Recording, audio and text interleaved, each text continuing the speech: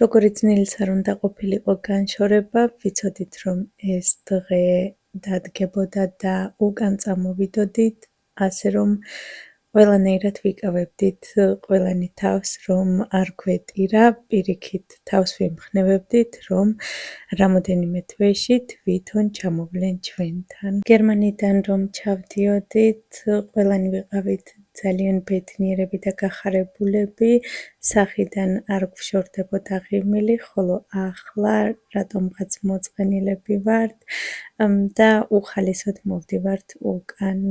დღეც რაღაცნაირი დამღლელია, ხან წვიმს, ხან მზეა, ხან მზეც არ ჩანს, მაგრამ სათვალის გარეშე შეუძლებელია.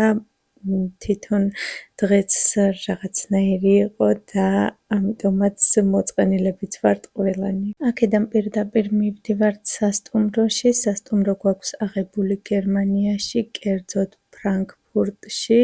გასავლელი გვაქვს თითქმის 8 საათი, ზუსტად 5 საათი ვიმგზავრეთ საფრანგეთში და 5 საათის შემდეგ გავედით საფრანგეთიდან და შევედით გერმანიის ავტობანზე. როგორც წინა ვლოგში აღვნიშნე, გერმანიის ავტობანზე მოძრაობა ულიმიტოა. რა თქმა უნდა, არის ადგილები, სადაც ლიმიტი არის, მაგალითად ტუნელებში და ადგილებში, სადაც 130-ით უნდა იმგზავრო, დანარჩენი შეგიძლია 200-ით ან 300-ით იარო. მოკლედ, ჩვენ 180-ით დავდიოდით, ეს ახალი შესულები ვართ და ამიტომ 200-ით გავფრინდით, როგორც იქნა მოვაღწიეთ ფრანკფურტში და მოვედით ოტელში. სასტუმროს სახელწოდებაა Holiday Express და თუ ოდესმე მოხვდებით ფრანკფურტში, მთელი გულით გირჩევთ ამ ოტელს. მოკლედ რეკლამა არ არის, რა თქმა უნდა, უბრალოდ გაუგნებული დავრჩით დიზაინით, მომსახურეობით და საერთოდ ყველაფრით. გაუგნებულები ვიყავით, რადგან ზუსტად იგივე ფასი დაჯდა, რაც სხვა სასტუმროები და აქ არ ვიცი, 10-ჯერ და 100-ჯერ უფრო უკეთესი მომსახურება იყო. უამრავ სასტუმროში ვარ ნამყოფი აქ საზღვარგარეთ, ზოგი სასტუმრო გადამიღია თქვენთვის, ნახევარზე მეტი არ მაქვს გადაღებული და ეს იყო ერთადერთი სასტუმრო, რომელშიც იყო ჩაიდანი, ყავა, შაქარი, ჩაი, ასევე შამპუნი, რადაც არ უნდა იყოს გასაკვირი, მაგრამ შამპუნი არსად არ არის, ტანის გელი და საბონი. საბონი არის ყველგან, რა თქმა უნდა, მაგრამ შამპუნი და ტანის გელი არსად არ არის.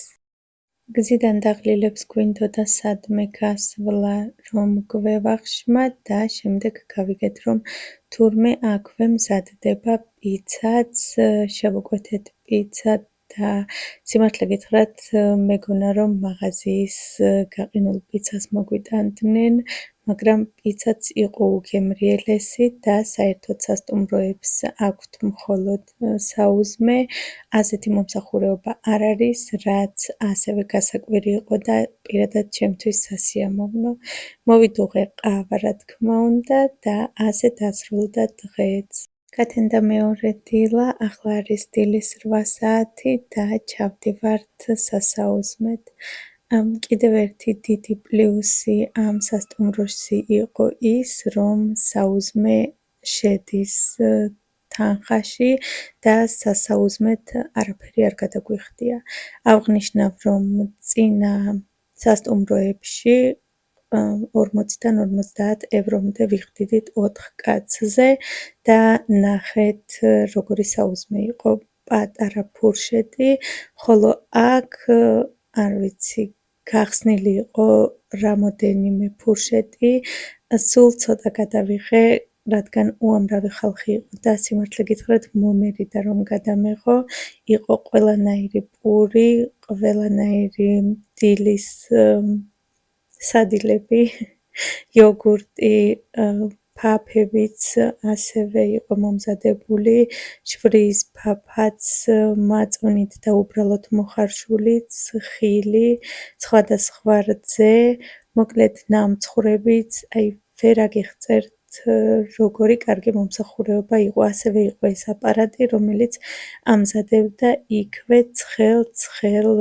ვაფლებს. იმის მეოთხედის გადაღება შევძელი მხოლოდ რაც იყო, როგორც უკვე გითხარით, უამრავი ხალხი იყო და ამის გამო ვერ გადავიღე. ასევე იყო ორნაირი თაფლი, ნატურალური და ისეთი, ვისაც ალერგია აქვს თაფლზე. თან ყველაფერს ამატებდნენ და ამატებდნენ, როგორც კი განახევრდებოდა ან ოდნავ მოაკლდებოდა, მოკლედ დიდი პლუსი და კარგის შეფასება პირადად ჩვენგან.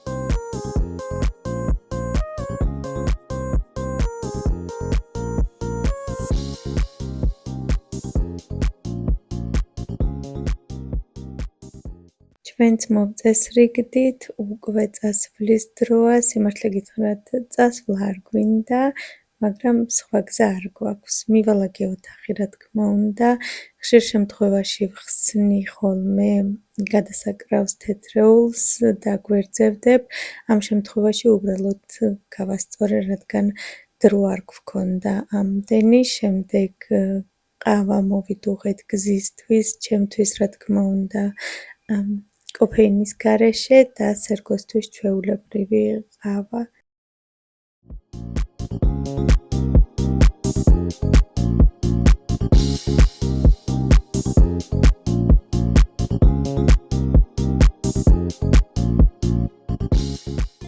და აი გავდივართ უკვე გოჩას მანქანაში დარჩა გამოსაცვლელი ტანსაცმელი, ხოლო მე და ნიცა რეზინის ჩუსტიკებით ვართ, რადგან ასე უფრო მოსახერხებელია მართლა გზისთვის და მთელი გზა ასე მოვდიოდით მე და ნიცა ქოშებით. გოჩამ გამოიცვალა მანქანაში და გავუყევით გზას.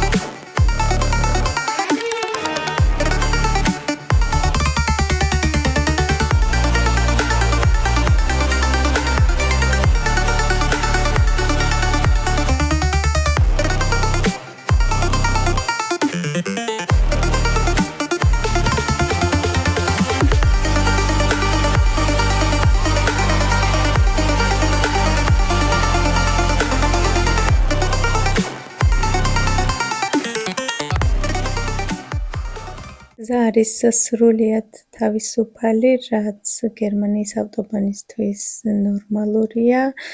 არ გავჩერებულ ვართ საერთოდ, 5 საათიანი გზა 4 საათნახევარში გავიარეთ და გაჩერების გარეშე პირდაპირ ჩამოვედით სახლში. დღეს არის ჩემი დაბადების დღე თან და მოკლედ მივდივართ სახლში.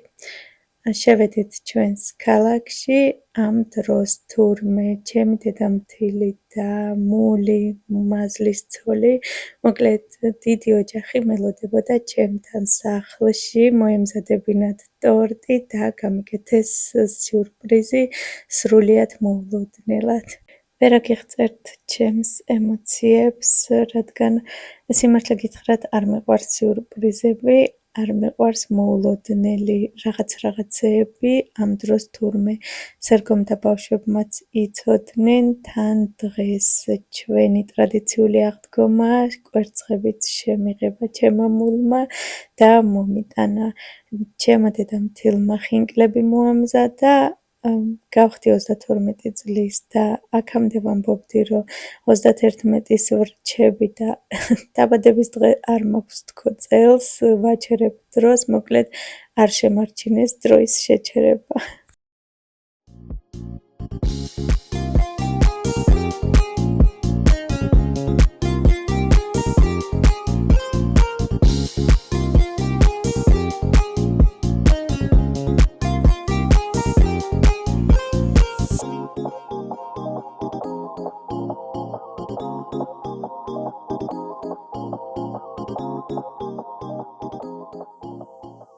რაც შეეხება თევზებს, გადასარევად გრძნობდნენ თავს და ტაბლეტმა გაამართლა. ყველანი ცოცხლები იყვნენ და კარგად იყვნენ. მოკლედ, სასტუმროს ეზოში ვიპოვეთ ეს ნიჟარა და გადავწყვიტეთ, რომ მოგვეტანა საჩუქრად ჩვენი თევზებისთვის პატარა სუვენირი. ნიცამ ჩააგდო შიგ და არ ვარდებოდა, ესე მაღლა იყო, მაგრამ არა უშავს. საჩუქარი საჩუქარია და ასე მაღლა ტივტივებს თევზებთანაც.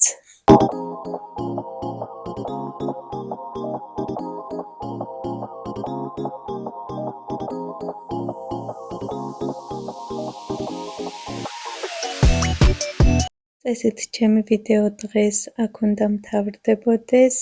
ჩავსვი რამოდენიმე ნაწყვეტი გადაღებული ნანასთან ერთად, რადგან ძალიან ბევრი თხოვნა იყო, რომ ნანასაც გადაეღო ვიდეოები, ნანას დრო არ აქვს და დავრწმუნდი, რომ მართლა დრო არ აქვს გადაღებისთვის, ამიტომ ცოტა გადავიღე ნანას სახლშიც ვიდეოები. ნახეთ, რომ ნიცას ფრჩხილები გაუკეთა, ნანა კარგად აგრძელებს ფრჩხილებს და ნიცას ყველაზე მეტად ამის გამოუხარია ხოლმე საფრანგეთში ჩასვლა, რადგან იცის, რომ დეიდა ფრჩხილებს გაუკეთებს. ახლა ვართ ნანას სახლში, ალბათ ბევრს გაქვთ ნანახი, ნანასთან შავი კატა მოდის და ჩემი ბავშვები გიждდებიან კატებზე. მე სამწუხაროდ იმდენად არ მიყვარს და ყოველ ჯერზე მეხვეწებიან, რომ კნუტი ვიყიდოთ, ასე რომ ნანას ეს შავი კატა მოისურვილეს და მთელი დღე ხელიდან არ უშვებდნენ. ამ დღეს ნანასთანაც უნდა მოსულიყვნენ სტუმრები, დედამთილი და მამამთილი, ასევე ჩვენი მშობლებიც.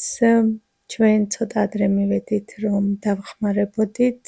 ნანას უკვე მქონდა მზად ყველაფერი, ჩვენ უბრალოდ დავეხმარეთ მაგიდის გაშლაში.